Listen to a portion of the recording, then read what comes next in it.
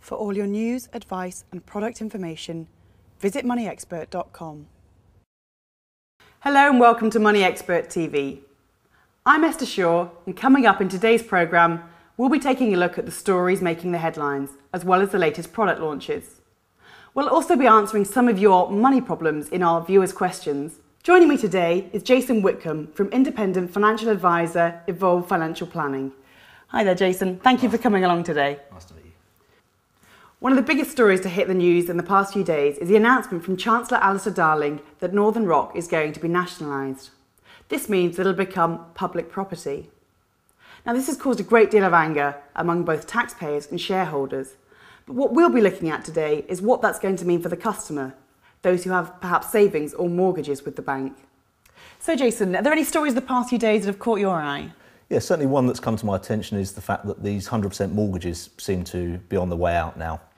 And just what do these 100% mortgages mean? What are they? Well, it's a way of buying a property, getting a foot on the property ladder without having to put a deposit down. So you're borrowing the whole amount, and in some cases even more, perhaps up to 125% to cover stamp duty, legal fees and that type of thing. Now, we've seen some of the big names move out of this market this week. I think we've seen Alliance and Leicester, we've seen Abbey talking about it, we've seen Coventry. Do you think we're going to see other lenders doing this? I think we will for the time being. With the global credit crunch as it's known, it's very difficult for banks to get the right finance in place for these deals, and I think it's a herd mentality and a lot of them will go.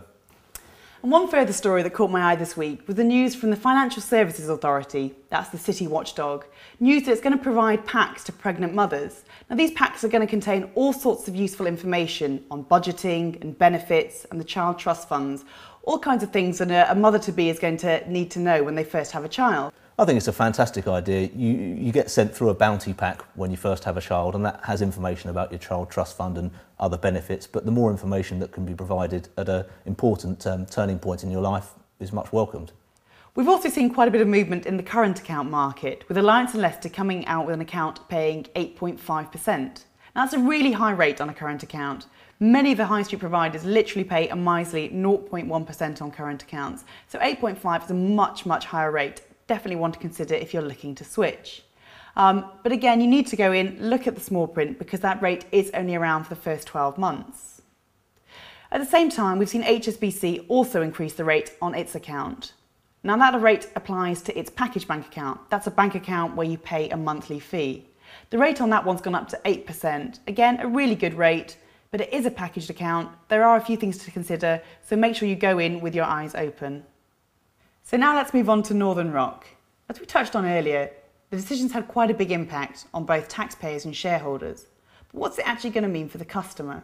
Jason, do you think customers need to worry now about this latest decision? I think with savers, they need to worry a lot less than they did perhaps 5 months ago. But what I expect will happen is that interest rates will slowly be reduced, because it will be very unfair if Northern Rock were offering market-leading rates. With mortgage borrowers, what they'll probably find is that interest rates get increased slightly, and when it comes to remortgaging, perhaps at the end of a 2 or 3 year fixed rate deal, Northern Rock probably won't be offering the best rates in the marketplace, and they might be better off looking elsewhere and remortgaging with a different lender. It's going to be a case of shopping around when you come to the end of your deal. Definitely. But is there anything that people can do to protect themselves then in this, should this situation arise? Yeah, it's been a good reminder to us all that you should not have all of your eggs in one basket, and you should remember that cash isn't always safe. The way the Financial Services Compensation Scheme works is that the first £35,000 of your savings with any given bank are fully protected, but above that there's no protection at all. So the public should spread money around, have perhaps no more than £35,000 in any given bank, and not always go for banks at the top of the best buy tables, because they might not be the most financially secure. Thanks very much for that, Jason. Now moving on to our viewers' questions. Our first question today comes from James Atwood over email. He says, I've got some spare cash put by and want to start saving into an ISA, but don't know where to begin. Can you advise me? Jason, can you help me out a bit with this one? Where should an ISA saver start off with their saving?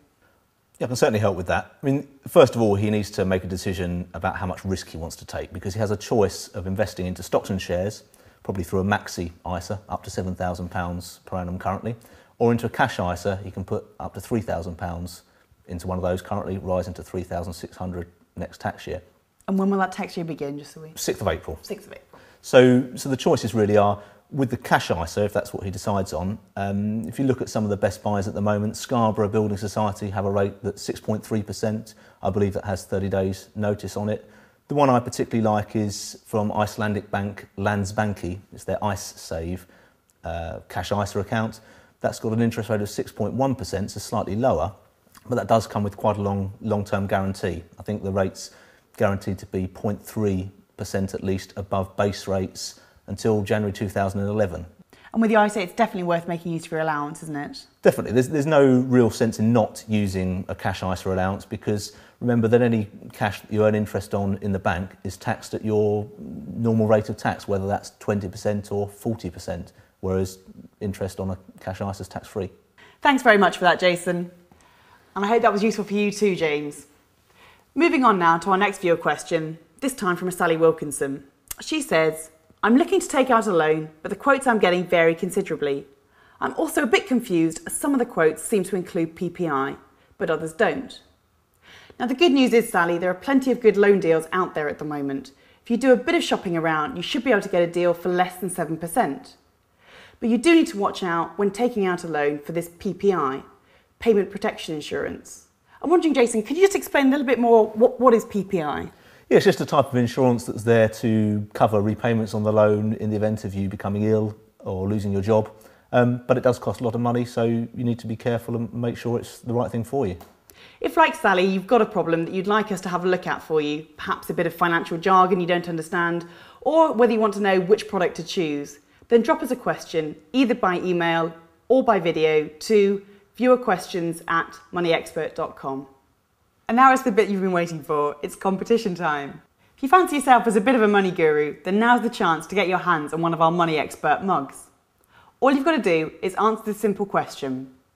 What does APR stand for? Is it A, average personal rate, B, annual percentage rate, or C, average price required? Drop us an email with your answers to quiz@moneyexpert.com. That's just about all from me for now. Just to say thanks very much, Jason, for joining me today. Thanks for having me.